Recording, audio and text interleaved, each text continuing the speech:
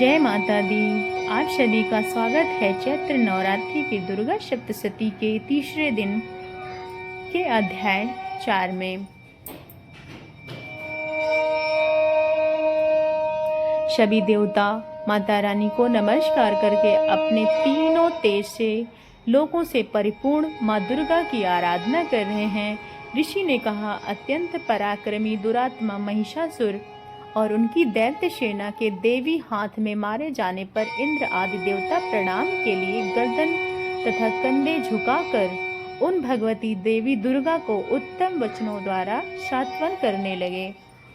उस समय वह सुंदर अंगों से वशीभूत सभी देवताओं ने कहा, संपूर्ण देवताओं की शक्ति का समुदाय ही जिनका स्वरूप है और जिन देवी को अपनी शक्ति से संपूर्ण जगत को व्याप्त कर रखा है, समस्त देवताओं और महर्षियों की पूजनीय उन जगदम्बा को हम भक्ति पूर्वक नमस्कार करते हैं। भगवती चंडिका संपूर्ण जगत का पालन और अशुभ भय का नाश करने का विचार करे। जो पुण्य आत्माओं के घरों से लक्ष्मी रूप में, पापियों के वहां दरिद्रता रूप से, शुद्ध अंतकरण पुरुषों के हृदय बुद्धि रूप से, सत्पुरुषों की श्रद्धा रूप और कुलीन मनुष्य की लज्जा रूप में निवास करती हैं, उन भगवती दुर्गा को हम नमस्कार करते हैं।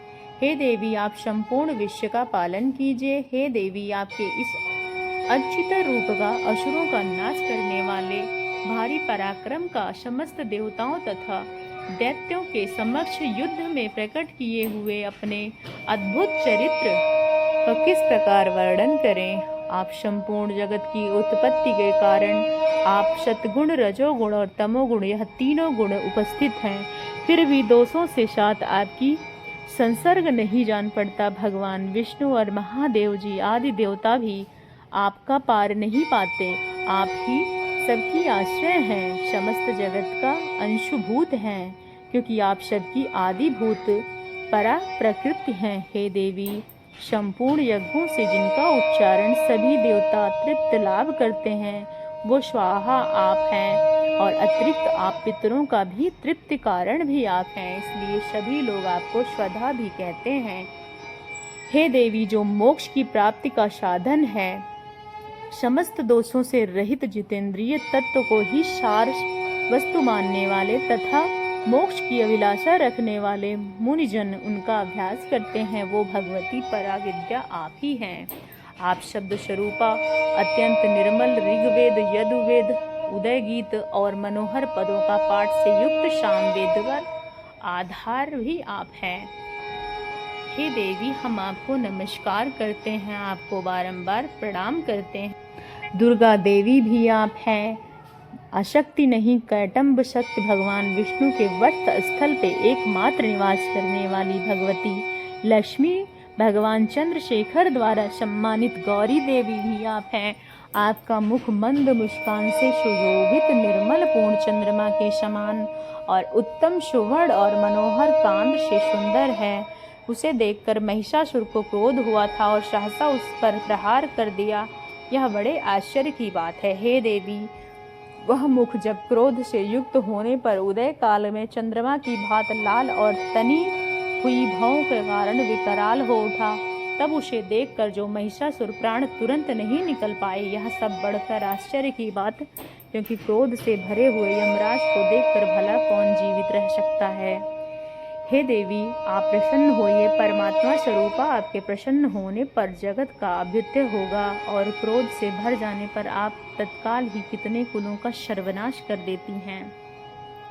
यह बात अनुभव में आई है, क्योंकि महिषासुर की यह विशाल सेना क्षण भर में आपने क्रोध से नष्ट हो गई। सदा अभ्युदय प्रदान करने वाली आप जिन को प्रसन्न होती हैं, वो देश में सम्मानित है और धन यश की प्राप्ति होती है, उन्हीं धर्म में कभी स्थिर नहीं होती।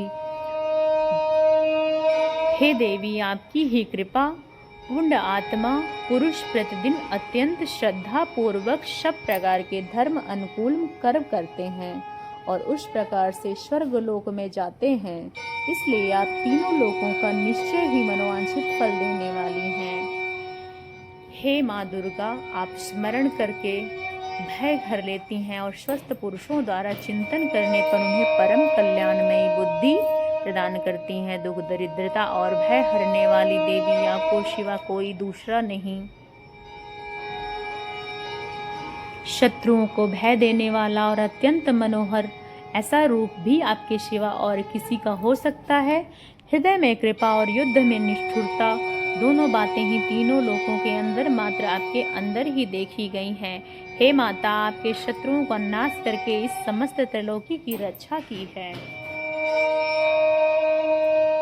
सभी देवता ने कहा, देवी को कहा, देवताओं ने मुझ पर अभिलाषा रखते हैं।